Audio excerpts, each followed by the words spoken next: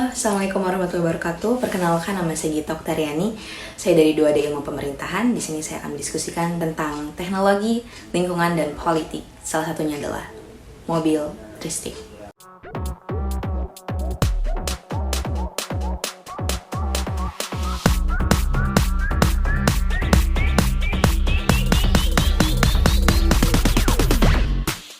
Industri otomotif Indonesia sedang menjalani peralihan dari kendaraan bermesin pembakaran internal menuju teknologi elektrifikasi atau yang jamak dikenal dengan mobil listrik. Hal itu ditegaskan melalui diterbitkannya Peraturan Presiden Nomor 55 Tahun 2019 tentang percepatan program kendaraan bermotor listrik berbasis baterai untuk transportasi jalan. Mobil listrik diprediksi akan menjadi pilihan transportasi utama pada saatnya nanti. Namun, tentunya masih banyak orang yang bertanya-tanya mengenai kelebihan dan kekurangan mobil listrik. Beberapa di antara kelebihannya adalah ramah lingkungan. Ini menjadi faktor pendorong utama peralihan dari mesin pembakaran internal menuju teknologi elektrifikasi. Sebab, mobil listrik sama sekali tidak menghasilkan emisi gas buang dari proses kerjanya, sehingga dapat mengurangi adanya polusi udara. Tidak hanya itu, misalnya, untuk di Jakarta, mobil listrik hanya dikenakan pajak kendaraan bermotor atau PKB sebesar 10% dari normalnya dan bebas ganjil genap. Kedepan, kendaraan listrik harus menjadi moda transportasi utama kita, termasuk menjadi tumpuan untuk transportasi ramah lingkungan, yang dikembangkan juga nantinya di Ibu Kota Negara Nusantara. Tidak hanya itu, pemerintah juga memberikan surga dengan memberikan subsidi bagi setiap pembelian kendaraan bermotor listrik. Kalau berkembang, pajak pasti meningkat, PNBP pasti bertambah, dan yang paling penting akan membuka lapangan kerja yang seluas-luasnya. Nilainya 5 triliun, nanti dibagi motor berapa, mobil berapa. Kita menghadapi tantangan lingkungan hidup. Itu menjadi kenyataan bagi kita. Solusi menghadapi masalah lingkungan hidup, apalagi soal polusi udara, bukanlah terletak di dalam subsidi untuk mobil listrik. Yang pemilik mobil listriknya adalah mereka-mereka yang tidak membutuhkan subsidi. Pembeli mobil listrik ini tak butuh subsidi karena menilai bahwa kendaraan listrik atau mobil listrik itu sendiri sudah pasti nantinya akan dibeli oleh mereka yang secara ekonomi lebih mampu. Ketika sampai pada mobil listrik, emisi karbon mobil listrik per kapita per kilometer sesungguhnya lebih tinggi daripada emisi karbon bis berbahan bakar minyak. Kalau listriknya digunakan adalah masih dari batu bara, artinya emisinya juga lebih besar dibandingkan mobil BBM begitu. Hanya saja bergeser saja sih Mbak Rahma. Mungkin kalau di Jakarta katakanlah masif mobil listriknya, di Jakartanya emisinya turun di Jakartanya ya. Tapi dapurnya atau di PLTU-nya kan di sana nambah begitu. Artinya kalau in total sebetulnya memang dengan catatan masih basisnya fosil, tentu mobil listrik akan menghasilkan emisi yang lebih besar. Di sini kita bisa menarik bahwa masalah utamanya adalah polusi udara. Namun di sini faktor yang ditarik adalah faktor secara teknis. Artinya penyebab utama polusi udara adalah kendaraan dengan bahan bakar fosil. Maka ditemukanlah solusi secara teknis juga, yaitu dengan menggunakan mobil listrik. Ini nggak salah kok, tapi ini lemah. Kalian tahu Japan's Paradox? Bagaimana teknologi berwawasan lingkungan yang justru merusak lingkungan. This is Jevons Paradox, named after the English economist William Stanley Jevons. In 1865, he noted that the improved efficiency of steam engines didn't decrease the consumption of coal. Instead, coal was used in more industries, increasing total consumption, which made him worry that England would run out of coal faster because it was used more efficiently. A more modern example would be the fuel efficiency of cars. This has increased a lot in recent years, and yet the total consumption of fuel keeps rising.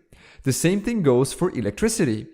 Appliances are getting more efficient, and yet the total electricity consumption still rises. Di sini bisa kita tarik bahwa mobil listrik gunakan baterai dan bahan nikel.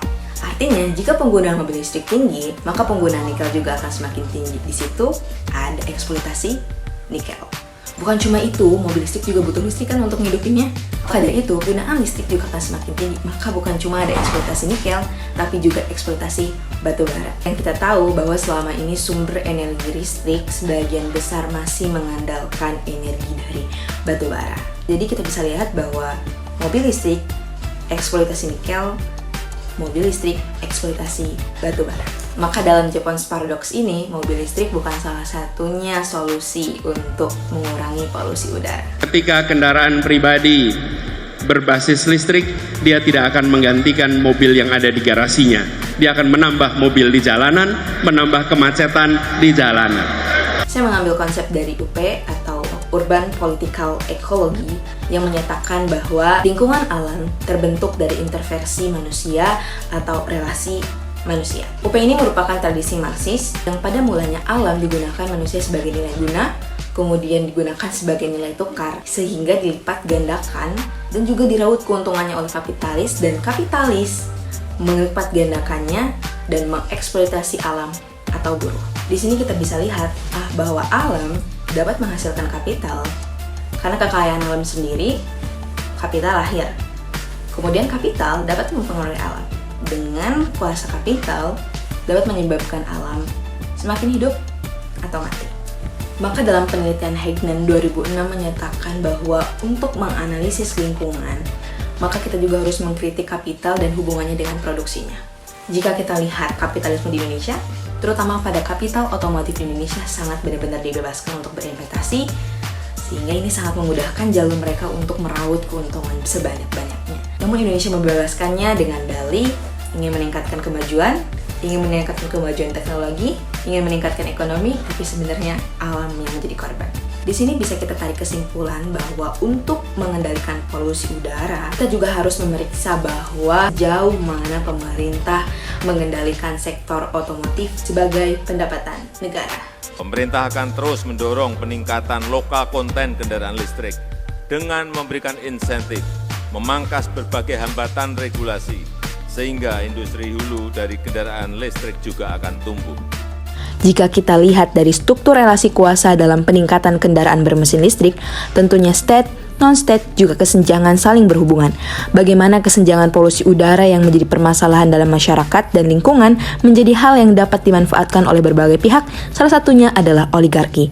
Tidak mudah bagi oligarki untuk menjalankan cita-citanya, oleh sebabnya tangan elitlah yang akan memberikan kemudahan untuk jalan kapitalis. Di satu sisi, kebijakan-kebijakan tersebut jadi angin segar bagi industri otomotif. Namun, di sisi lain sejumlah pihak menyoroti kebijakan itu justru akan menguntungkan pejabat-pejabat yang ikut terlibat dalam industri kendaraan listrik. Di antara pejabat-pejabat tersebut adalah Luhut Panjaitan. Keterlibatan Menko Marves tersebut terlihat melalui kerjasama antara PT Toba Bar Sejahtera, Gojek, Elektrum untuk membangun ekosistem motor listrik dalam negeri. Mulai dari kendaraan listrik roda 2, teknologi pada baterai, hingga pembiayaan untuk kendaraan listrik. Lalu juga ada Muldoko sebagai Kepala Staf Kepresidenan yang memiliki PT Mobil Anak Bangsa atau MAB yang memproduksi bus bertenaga listrik. Tidak hanya itu, Roni Dwi Susanto, mantan Kepala Lembaga Kebijakan Pengadaan Barang Jasa Pemerintah itu memilih mengundurkan diri dari jabatannya pada awal September 2021. Sumber Detik X mengetahui hal tersebut lantaran Roni didesak 2 orang terdekat Presiden Joko Widodo untuk segera menayangkan kendaraan listrik di situs web e-katalog. 2 orang dekat Jokowi yang dimaksud adalah Menteri Koordinator Bidang Kemaritiman dan Investasi Luhut Binsar Panjaitan serta Kepala Staf Presiden Muldoko. Tidak hanya itu, dalam beberapa rapat pada 2021, Menteri Marves dan Kepala Staf Kepresidenan tersebut kerap menyindir Roni, sebab Roni kerap enggan diajak kerjasama. Mereka menganggap Roni membangkang perintah Jokowi. Padahal Roni bukannya tidak mau, tetapi Roni hanya mempertanyakan kebutuhan pengadaan dan kesiapan infrastrukturnya. Hal ini sesuai dengan peraturan LKPP nomor 9 tahun 2021. Oleh sebab itu, bisa jadi mobil listrik memang tidak dimaksudkan untuk menurunkan tingkat polusi udara. Produksi, distribusi, sirkulasi, promosi, dan konsumsi mobil listrik bisa menjadi instrumen kelompok tertentu untuk menciptakan sumber kekayaan baru dengan cara menunggangi isu polusi udara. Kalau ini benar-benar terjadi, maka kita kebobolan 2 kali. Artinya, polusi udara tetap mengudara, sekaligus tercipta relasi oligarki yang baru. Peggy Toktarani, sekian. Terima kasih.